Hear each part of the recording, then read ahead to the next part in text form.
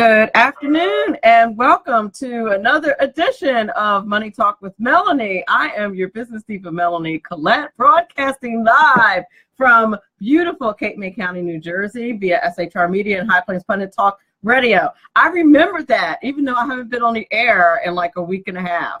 And I am so sorry. I have been so busy. And welcome to the Facebook chat, Mike Fitzpatrick, who's our guest today from the CEO at NCX Group Security. We're going to talk to him today about the 7 deadly sins of cybersecurity. Welcome, Howard Fox and Todd Kittner and Faustino. Hi, and if I missed you, I'm really sorry because the chat is moving really fast. Greg Wilson, hello, darling. How are you? I toyed with, hi, Jose. If any of you saw my Facebook Live video earlier today, I was trying to get from my other job to the studio, and it was harrowing. I live in the Northeast, which is getting pummeled with a nor'easter right now. And while I live at the beach, I work in a more north end, and it is absolutely like I work near Philly, which Philly schools actually closed today. Because the weather is so bad. It was really ugly. So I did like a little spin thing like 3 times. So my body's actually like kind of sore. I didn't hit anything, but I think it's just from the stress of, trees and ice. Oh, and I drive a Volkswagen Beetle, which is not like terrific in the snow. And listen, I totally adore my salesperson, James, who sold me the car, but he did not, one of the things that he didn't mention is that it's not awesome in the snow. I'm just saying. I knew it wasn't. But I went from like I used to drive a Nissan Xterra, and if you've ever seen one of those, they're like really big SUV. And I went from that to a Beetle, which is kind of in my dream car, so. But they are not terrific in the snow, and even less so on the ice.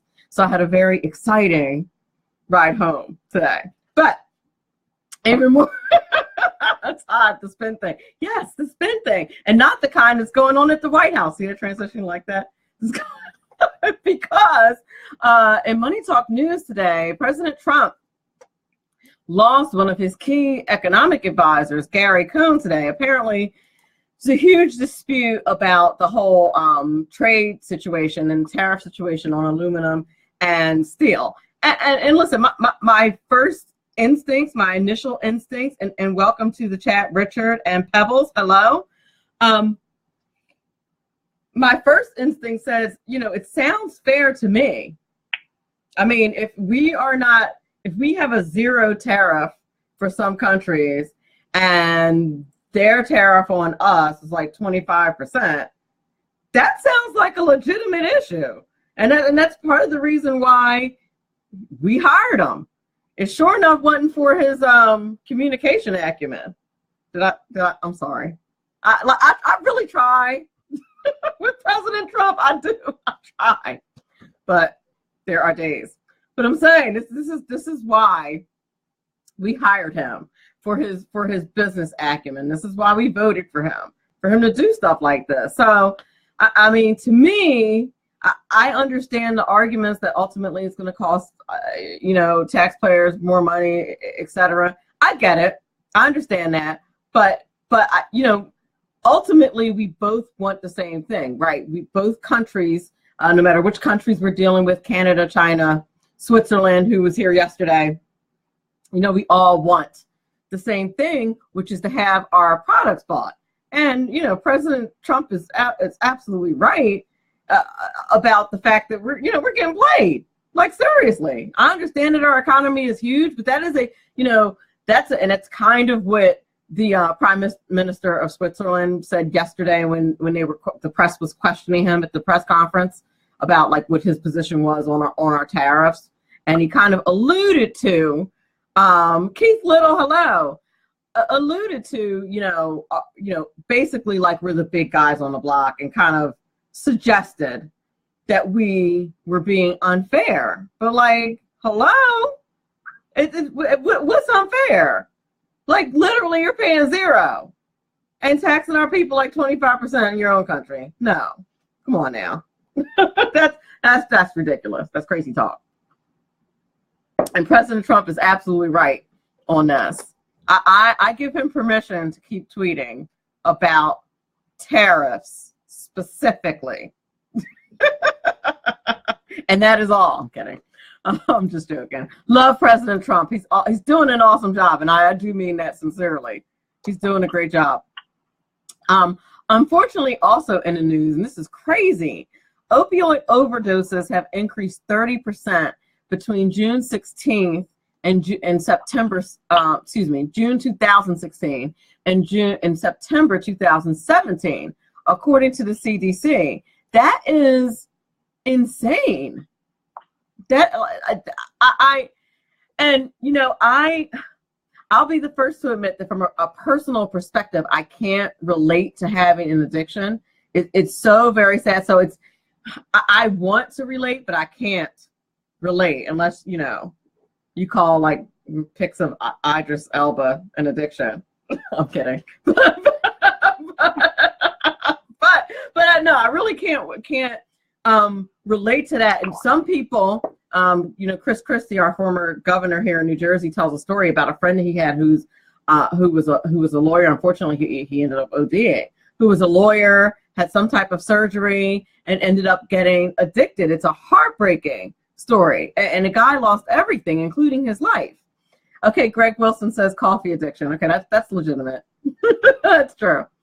But I just want to be lively for you guys, Greg. I lack energy. But Chris Christie had a huge movement afoot in New Jersey, and of course was on President Trump's council about opioid addiction. Some people apparently can take them and they're perfectly fine, and then some people can't. And my heart just goes out to those people because I can't. The conservative in me is like, well, people make choices, blah blah blah. But in the case of prescription drugs, I am sure people don't choose to stay addicted to prescription drugs. And like I said, I've had wisdom teeth pulled. I've had surgeries where I've had those type of drugs, and it's never affected me that way. I cannot imagine what that must be like. And apparently the problem is escalating. And so that's just a very sad report from the CDC. And I'm hoping that President Trump seems to be making a serious effort to do something about that. And so but the report is really that report's not encouraging at all. It really is. And it's just very sad. Okay, on that cheerful note, you're listening to Money Talk with Melanie. I'm your business diva, Melanie Collette. My guest today is the one and only Mike Fitzpatrick, cybersecurity expert, founder and CEO of NCX Group Security. He's going to talk to us today about the 7 deadly sins of cybersecurity. Looking very forward to that conversation. We'll be back in a few moments. Sponsored by the Tri-County Liberty Coalition. The evil mission to disarm law-abiding Americans rages on. Hello, I'm Ron Edwards. On today's page from the Edwards Notebook, the horrendous shooting at Majority Stoneman Douglas High School in Broward County, Florida, was itself horrible enough. But rather than mobilize and quickly adopt real solutions to such events, the consortium of leftist activists and government officials who should understand the concept of properly enforcing laws and doing away with actual criminals rather than law-abiding sovereign citizens that have done no harm. It was a disturbed individual whom law enforcement officials were all well aware of who committed the crime. But according to a report that ran probably only one time on ABC's Good Morning America, a teacher said that she saw someone in full police gear shooting in the school hallway as she was gathering students into her classroom to avoid gunfire. Now, if officials were so serious about safety of students, they would spend their time enforcing laws already on the books and concentrate on putting away murdering thugs permanently. The NRA and law-abiding gun owners are not guilty of wrongdoing and should be left alone. The government is supposed to bring fear into the hearts of evildoers and protection for law-abiding Americans. If not, then it should be replaced. I'm Ron Edwards. Sponsored by the Tri-County Liberty Coalition. Ron Edwards, the new voice of America.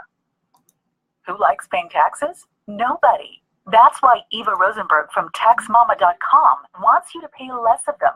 Read Small Business Taxes Made Easy and learn how legally hiring your spouse and children can slash your taxes. Learn how to set up a business plan that minimizes taxes, the benefits of setting up an exit plan, how to avoid getting audited, and how to legally increase your deductible expenses with better record-keeping techniques. Don't let the IRS squeeze you out of every penny. Visit TaxMama.com. Click on Ask a Tax Question to get free answers to your tax and business questions. That's TaxMama.com.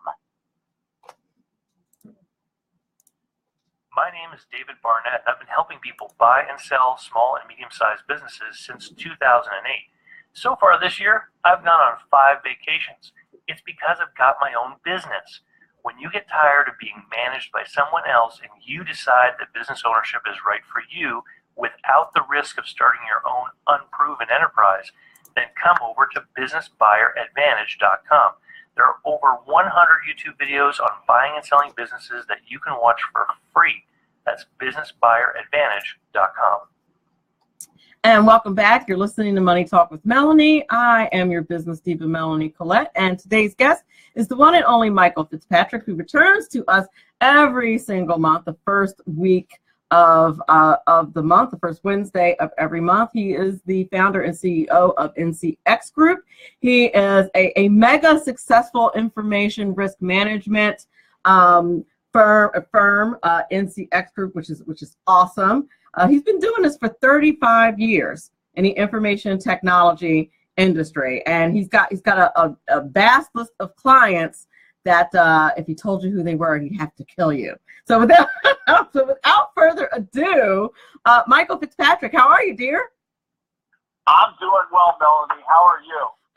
I'm awesome now that I'm home and not gliding across the highway. So that's so ice skating really wasn't in your itinerary for the day? Is that what I'm hearing? No, particularly not inside a metal tomb. No, so that's it's definitely not a thing. So I'm grateful to be home and to be back, and grateful to be talking to you and being back on the air today. Absolutely. No, as usual, I've been looking forward to this all day long. Oh, that's excellent. No one ever says that to me. I'm a high school teacher. No one ever says they're looking forward to talking to me. No.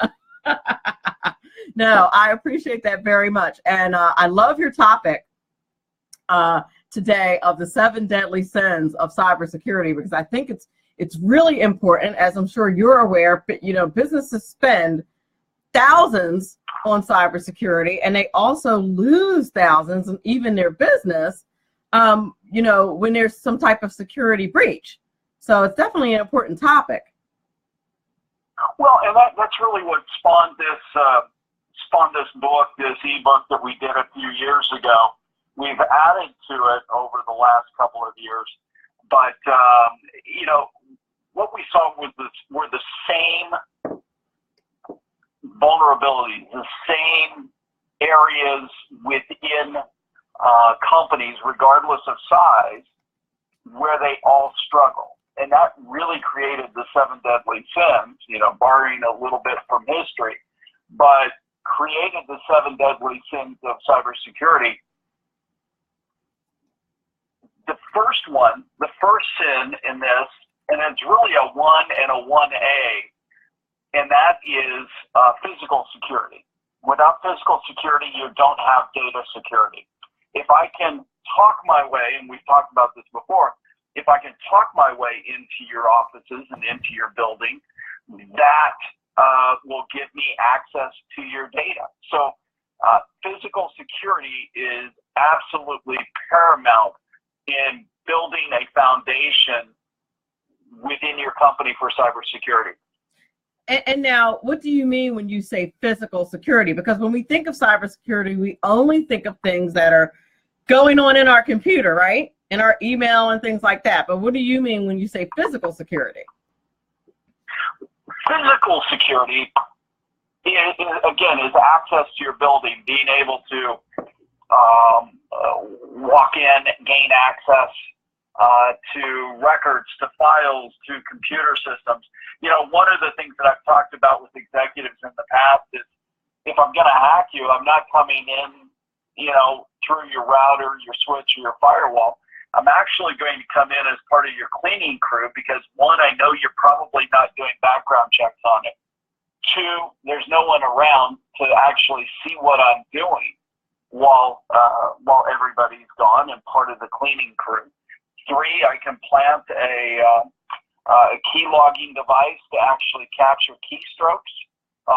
And if that's not available, I can install software that will do the same thing. It will actually email me all of the keystrokes that you've made through the course of a day, 2 days, 3 days, a month. So without physical security, there is no data security. That is so right. You know, I did secretarial work for a long time, and I can't remember what organization it was that had a major security breach, but the first thing I said was, it's a low-level employee. It is not it's not a high-level employee that made this mistake. It's a low-level person nobody's been thinking about or suspecting. And sure enough, it was. Well, I mean, you never know where it's going to come from. I mean, from a physical security standpoint, there's a window company out of St. Louis, Missouri, I believe it is. The Chinese government has tried to hack a company to get the plans to their windmill, their design, their technology for years, and they couldn't do it because everything was what we call air gapped. So the computers that had all the plans for their technology were not connected to the internet. What the Chinese government ended up doing was paying somebody who worked for the company to get them access so they could steal the plan. My good, and that's the physical access that, again, I don't think a lot of people consider. They really don't. Correct. You know, and that's your first deadly sin. That's the first deadly sin. And if you get better from a physical security standpoint, you harden how people come and go within your buildings, much like what we're talking about with the schools, right? You harden how people come and go within your brick and mortar facilities. You're going to have better control. I'll give you another real quick example. We were doing a security assessment for a hospital, and we go through, and I've talked about this before, we rattled the doors, and one of the doors opened up, and again, we have no credentials on us, and it's amazing people won't challenge you when you just appear to know what you're doing. We walked in, and inside the room was a brand new x-ray machine that was attached to the network. We got online, found out what the default username and password was for that particular model. We tried it. It had not been reset, and we had access to the network through that x-ray machine that had not been set up to be utilized in the hospital. Oh, my word. And how many times do we all probably do that, even on a personal level?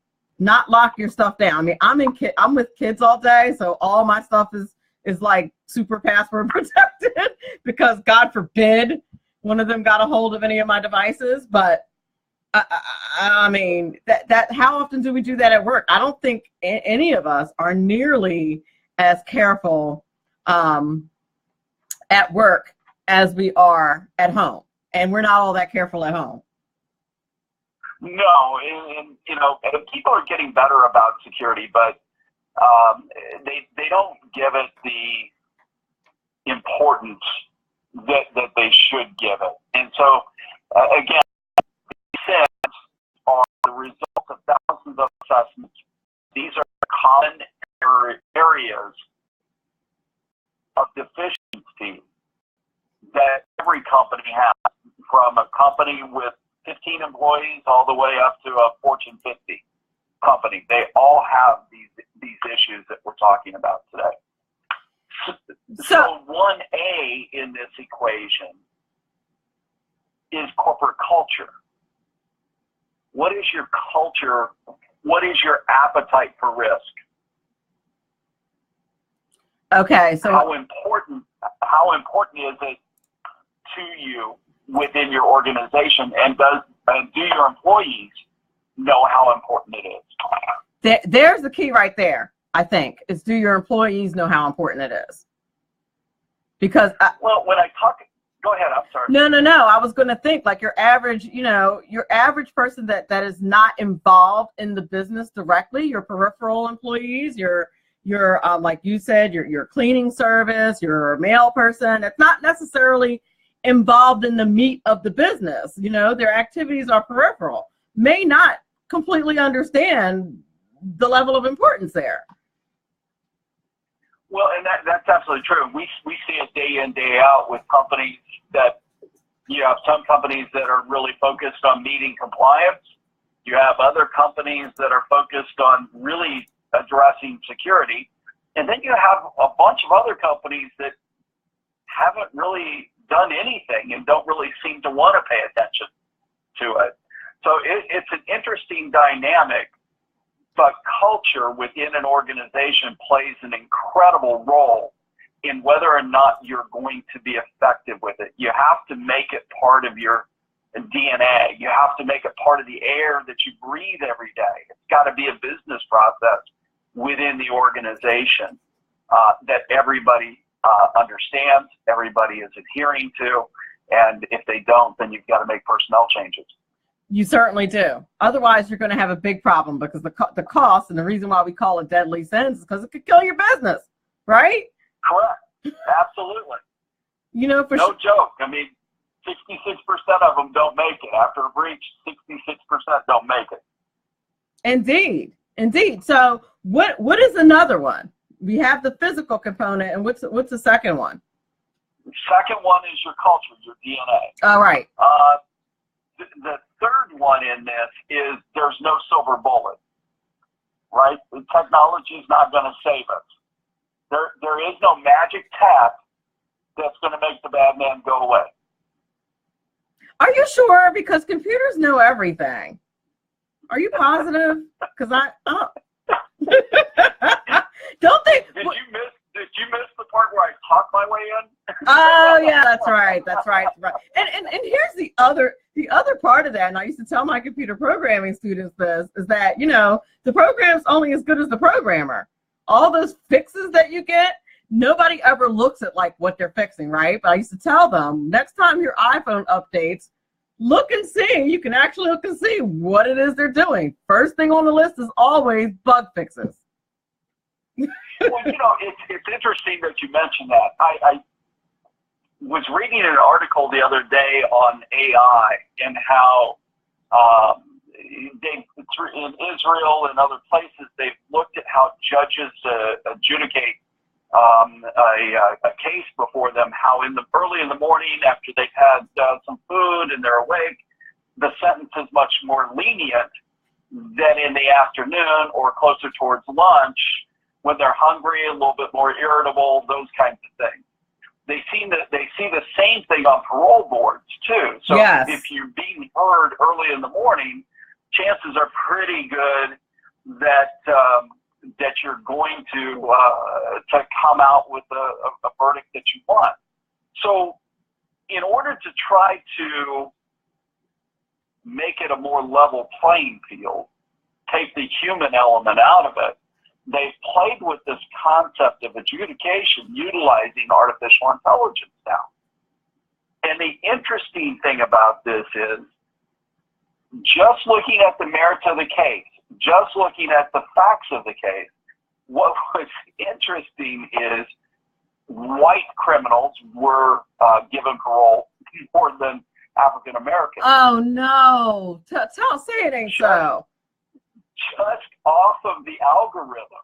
So the programmers, to your point, had to go back and change the algorithm. Racist computer programs. Yeah. But it's math, right? Right.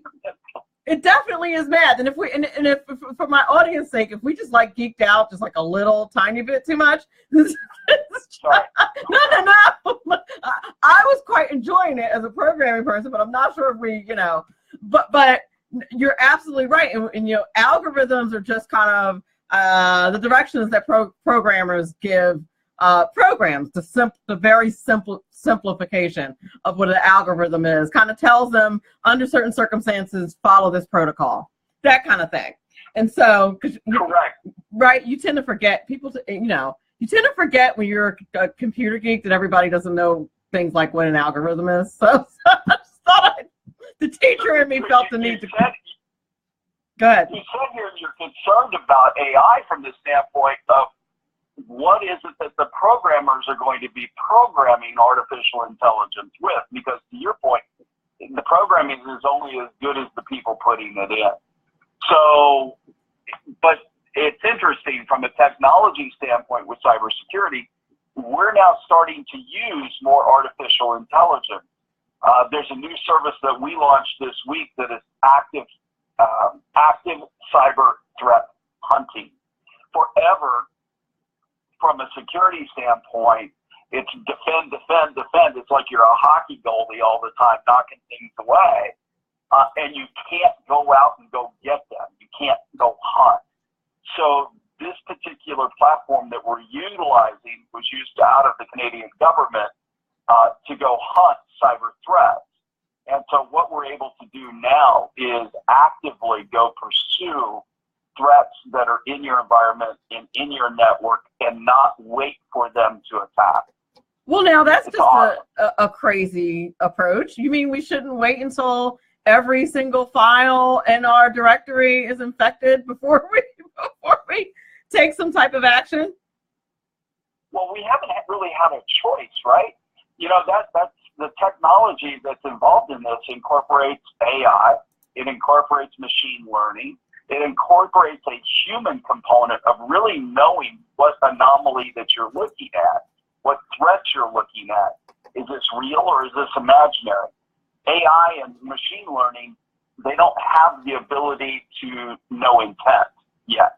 What they are able to do is identify a potential threat that you have to look at. And in a way, it's kind of good that they're not identifying intent, I think. Because I could see how that could skew. I mean, that could just go off, that could just really throw things off, I would think, if we were somehow programming AI to identify intent, because that's a very human thing and kind of subjective. Very much so. So I think over time that will get better, but there are literally so many threats from so many directions. One of the new ones right now, because we've talked about cryptocurrency in the past, is crypto mining. So basically, if you go click on an ad on a web browser, what they're doing is that then plants a crypto kit on your computer that now utilizes the horsepower of your computer to mine for a cryptocurrency for somebody else. Oh, wow. But it's problematic malware that goes into it. So getting back to the 7 deadly, again, there is no technology that's going to save you. The only way that you can move forward and be effective within cybersecurity is to develop a security program for your business. I cannot stress it enough. After 16 years of doing this, those companies that are successful in cybersecurity have an absolute risk management program that they adhere to. It's part of their DNA. It's their culture. It's all of those things. Those who are not successful with it, they're just focusing on compliance and hitting the checkbox. It's really like everything else in life. You need to have a plan, particularly when things could possibly go wrong. And that's what it sounds like you're saying. Absolutely. I mean, it's like having a financial plan, a retirement plan. Exactly. It's like having a plan for college. You have to have, going back to intent, right? It comes down to what your intent is. this year I did a podcast last week, Focus and Execution in Cybersecurity in 2018. Cybersecurity takes relentless focus to be effective with it. And unless you're dedicating that to it, or you have a team that's dedicating that to it, it is beyond challenging. It sounds like I have a question in the chat. Greg Wilson, who's also a cybersecurity expert in his own right, had a question. His question was just curious, how long till AI can pass the Turing test? I'm not sure what the Turing test is. Is that one of you IT guys, lingo? Do you know?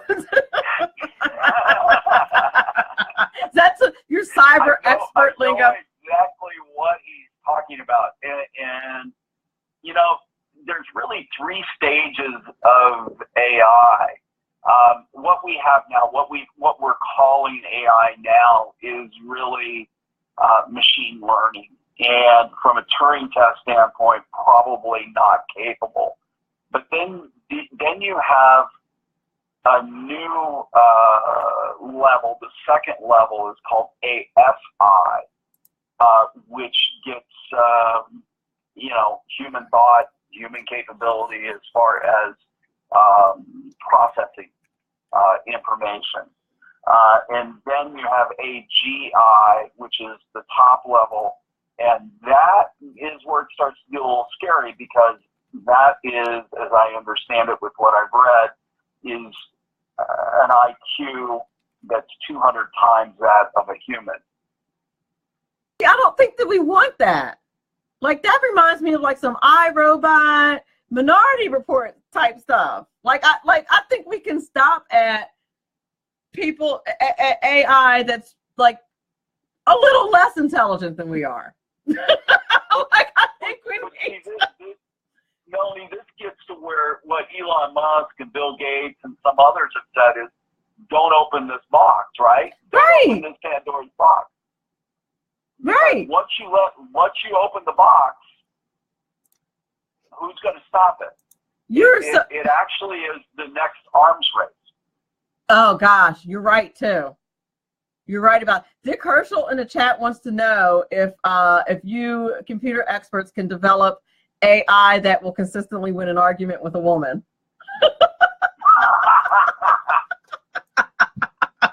Listen, Mike, you've been married for many, many years. I suspect if it was possible, that would have been the first thing you worked on. Yeah, I think that would be the holy grail these days. You would be a zillionaire. Is there such thing as honey, just talk to the machine. and of course that'll go over really well, because there's nothing women love more when they're trying to express their feelings than to be told to talk to someone else. Totally. We're up against the break. On that note, we're up. Greg Wilson says never going to happen. Accurate. We're up against the break. You're listening to Money Talk with Melanie. I'm your business diva, Melanie Collette. My guest today is Michael Fitzpatrick of NCX Group, cybersecurity expert, and we're talking the 7 deadly sins of cybersecurity. We'll be back in a moment. Conservative media done right. You listen to the SHR Media Network. Hey, it's Sean from the Sackheads Radio Show. Also one of the owners here at the SHR Media Network. Are you opinionated? Have you ever wanted to do your own show? Have you ever heard somebody like the Sackheads and go, yeah, I could probably do that better? Well, now's your chance. Send me a 5-minute clip at sackheadsradio@gmail.com, and maybe you can be part of the SHR broadcast. sackheadsradio@gmail.com. It's your business diva here, Melanie. I am inviting you to a front row seat as I discuss some of the most intriguing details of wealth and finance, today's movers and shakers in the world of business. Listen in and discover financial truths on a global, domestic, and household scale. Uncover topics that will impact your wallet today and in the future. Money Talk with Melanie airs Monday through Friday, 5 p.m. East, 2 p.m. West, right here on SHR Media and High Plains Pundit Talk Radio. You can't afford to miss it.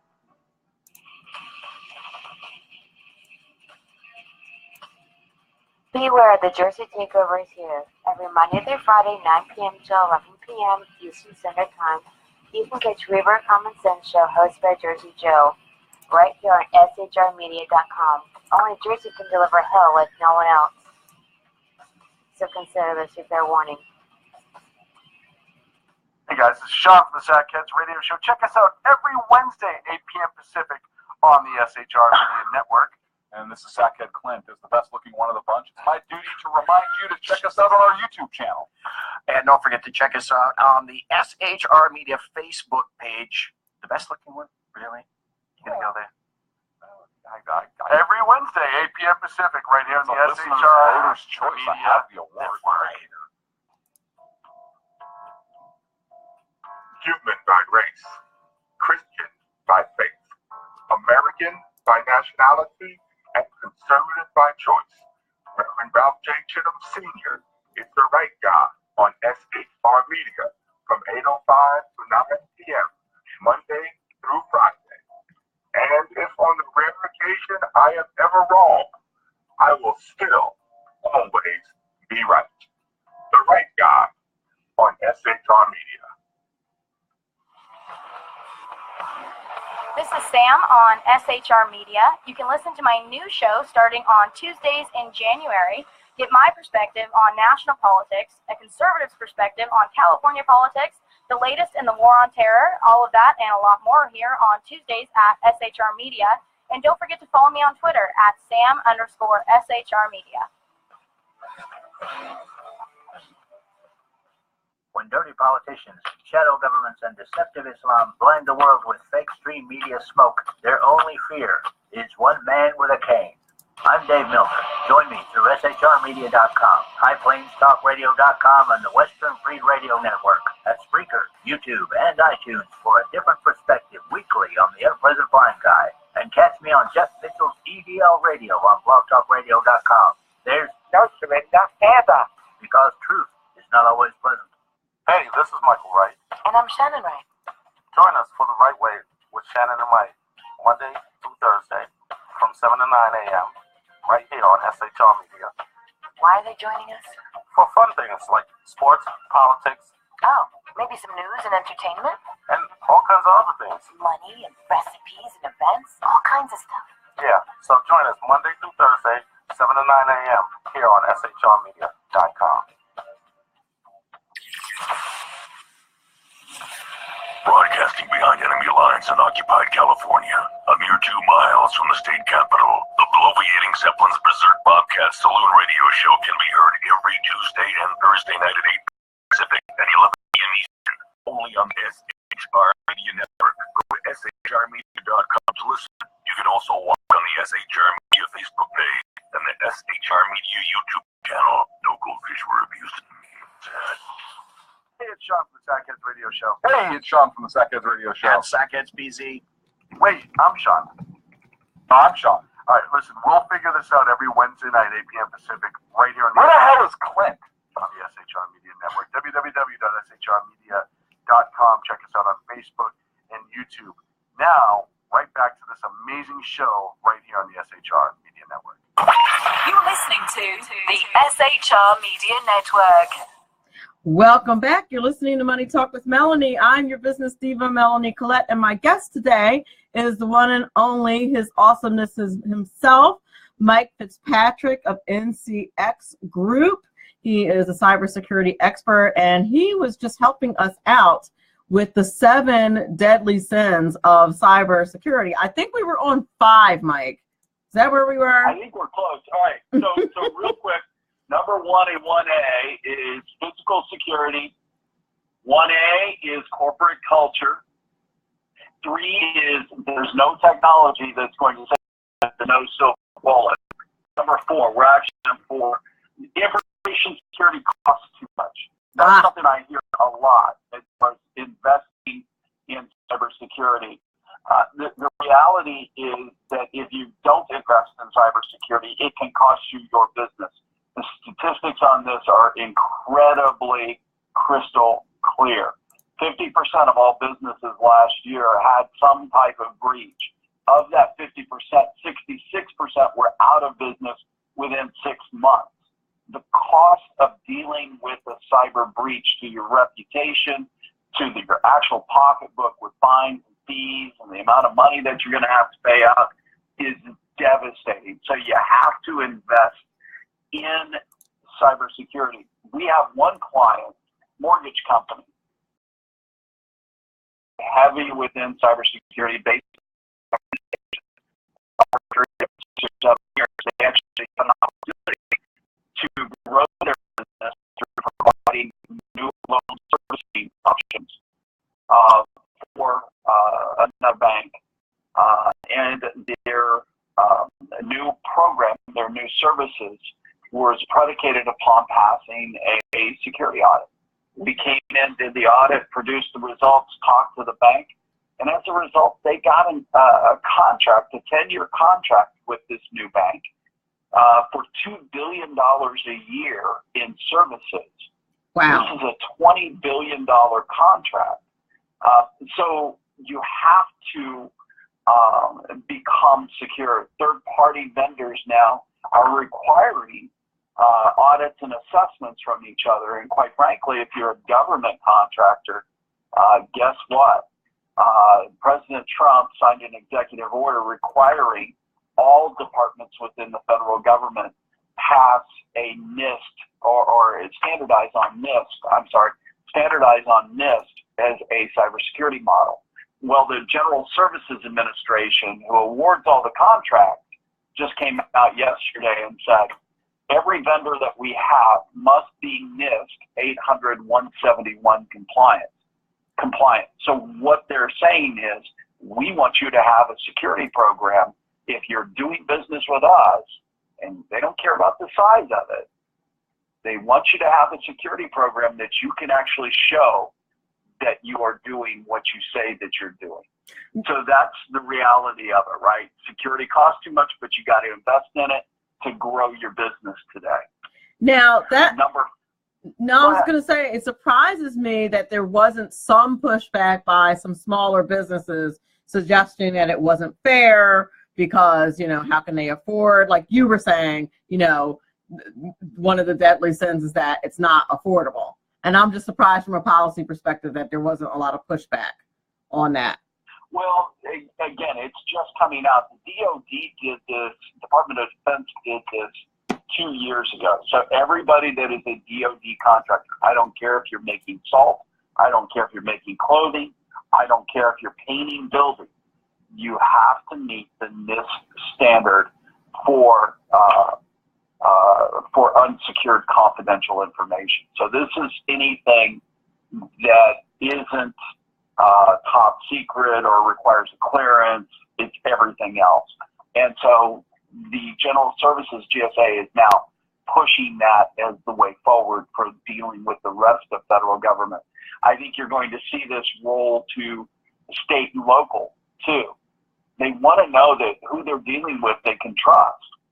And that being able to document a security program is how they do it. For sure. And you would think that the government, quite frankly, because they hold so much of everyone's information, would be setting the example and kind of leading the way in that regard. You would hope.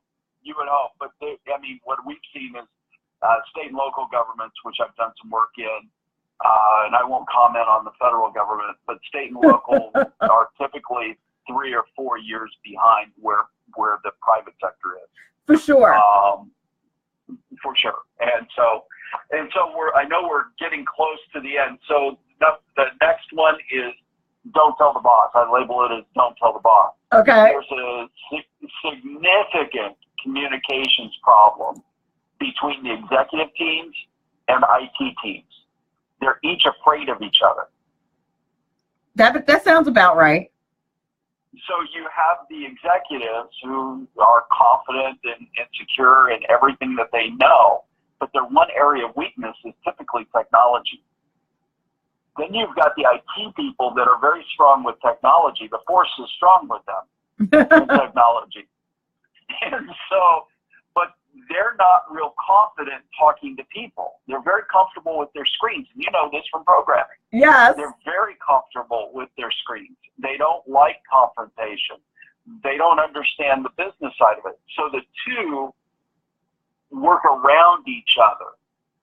A lot of what I did last year when I talked to 500 CEOs was to encourage them to go out and have a beer or a meal or something with their IT people. Don't talk about business. Just develop a relationship with them. Because every business today is a technology company. They don't make widgets anymore. They're a tech company. And so you have to develop that relationship with your IT professional. You cannot be afraid of your IT people. You really can't. But I think you're right. I think there's such an information gap there that they are. And people, listen, people are afraid of technology still in this day and age in general, which is kind of shocking. That there's still this like segment of society, and I suspect that some of them are your CEOs and executives that you're talking about that still have this kind of fear of technology and thus IT people in general. Well, and in some cases, and I take this from some of the peer groups that I spoke to, they've given too much power to their IT people. And they've given so much power to their IT people, they can't fire them, even though they hate them. I actually had a guy tell me this. Oh, that doesn't surprise me. It's an interesting dynamic. So communication is really important. There's an absolute serious disconnect. And both parties have to talk to each other in order to be effective with cybersecurity. The next one is compliance doesn't equal security. You've heard me say this. Security is security. Compliance is compliance. Compliance is nothing but a gold star kind of thing. Yes. It's a necessary evil, but it doesn't make you secure. Security makes you secure. And you have to decide which camp you're going to be in from that standpoint. And then the final sin is you always have to analyze your risk. The threats are constantly changing, and you have to be able to adapt, improvise, and overcome those threats. They're never static. They're coming at you from 360 degrees, and it is three-dimensional. So go ahead. I'm sorry. So you have to anticipate. You have to prepare for where those may be coming from, and that's why a plan is so critical. And from the beginning, just like a financial plan, like you were saying, you really need to be prepared. And now, thank goodness, people are kind of saying that in advance. Look, if you want to do business with us, you need to meet this criteria. From cybersecurity is literally in every facet of everything that we do. So important. Without a doubt. And the unfortunate thing is, as I said, I talked to 500 CEOs last year. And the question I always ask before I start a talk is, how many of you have conducted a security assessment? And I've been asking that question since 2002 with the first speaking engagement that I ever did on this subject. And when I asked that question in 2002, a couple of hands would go up. You would think in 2017, or 2018 now, knowing what we know about cybersecurity, the devastation that can come from a breach, that people would be more engaged. But Melanie, out of the 500, only 7 raised their hand during the course of the year. Wow. And you're going to give us the names of those companies, right? I'm kidding. And these are companies with between 100 employees and 900 employees. So, I mean, they're not small. That's scary, especially when I'm sure some of these companies probably handled credit information or medical information, or, the list goes on and on. Without a doubt. Without a doubt. But we've had hospitals in the past. I mean, think about this. HIPAA's been around since 1996. True. Hospitals still are probably the most at-risk business outside of education and the government that there is healthcare providers.